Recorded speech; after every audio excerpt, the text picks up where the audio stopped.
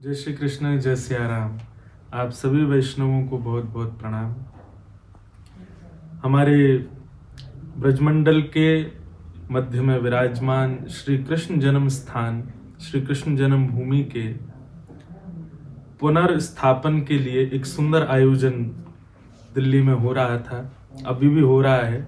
18 से लेकर के 24 फरवरी तक ये मंगलमय कार्यक्रम, और 25 फरवरी को एक विराट यहाँ पर संसद होगी जिसमें कई सारे संत महापुरुष कथा वक्ता पधारेंगे। हमारे अग्रज भ्राता परम पूजनीय प्रातस्मरणीय श्री देवकीनंदन ठाकुर जी महाराज, जिनके अथक प्रयास से ये कार्यक्रम यहाँ हो रहा है। आज प्रथम दिवस है और महाराज जी की आज्ञा हुई कि लाला आपको आनो है, तो मैं भी बस उसमें अपनी पुष्पांजलि अर्पित करने आया था, क्योंकि हम सबका कर्तव्य है, हम सबका ये धर्म है कि हमारे इष्ट के स्थान पुनर्व्यवस्थित हों। तो बस उसी भाव से महाराज जी के सुंदर संकल्प में अपनी पुष्पांजलि अर्पित करने आज आया था। परंतु यहाँ पर कुछ ऐसी गतिविधि हुई कि दिल्ली में इस वक्त थोड़ा माहौल अव्यवस्थित है।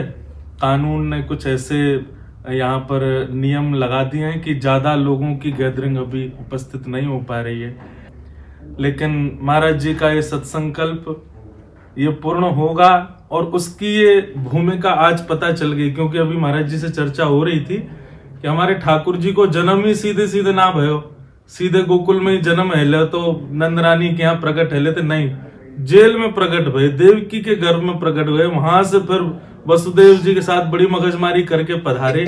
ऐसे ठाकुर जी इतने आनंद करें, इतने लीला करें, तब जाकर के उनको प्रादुर्भाव हुए।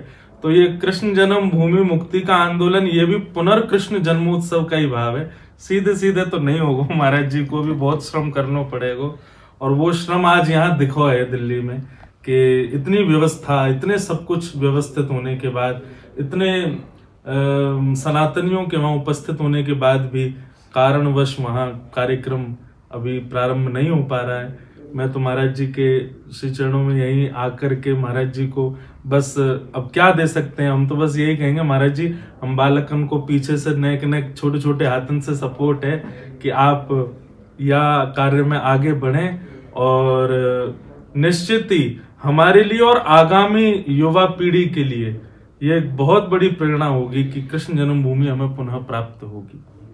दर्शन हमको ही करने, दर्शन आप लोगों को ही करने, पर इस दर्शन की व्यवस्था हमारे ऐसे सब कथा जगत के मूर्धन्य सब कर रहे हैं। महाराज जी के लिए मैं बस यही कहूँगा कि लाल जी ऐसी कृपा करें, ठाकुर जी ऐसी कृपा करें, आप सब सनातनी इनको खूब सपोर्ट करें, ताकि ये आंदोलन अपने जिस संकल्प से प्रारंभ हुआ है वो पूर्ण हो सके।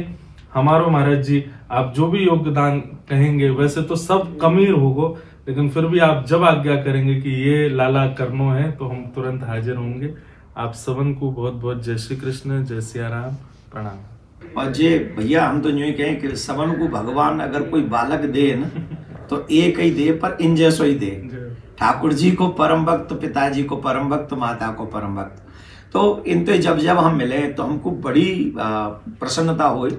और प्रसन्नता जामार हो भैया कि संपन्न होना एक अलग विषय है, संपन्नता के बाद में संस्कारी होना ये अलग विषय है। और हमारे भैया में, इंद्रेश जी में वो सारे गुण हैं जो एक सुपात्र में होने चाहिए।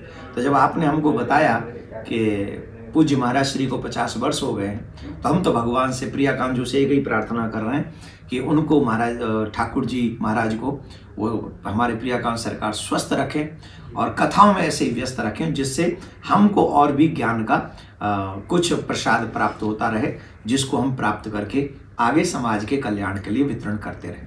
राधे राधे।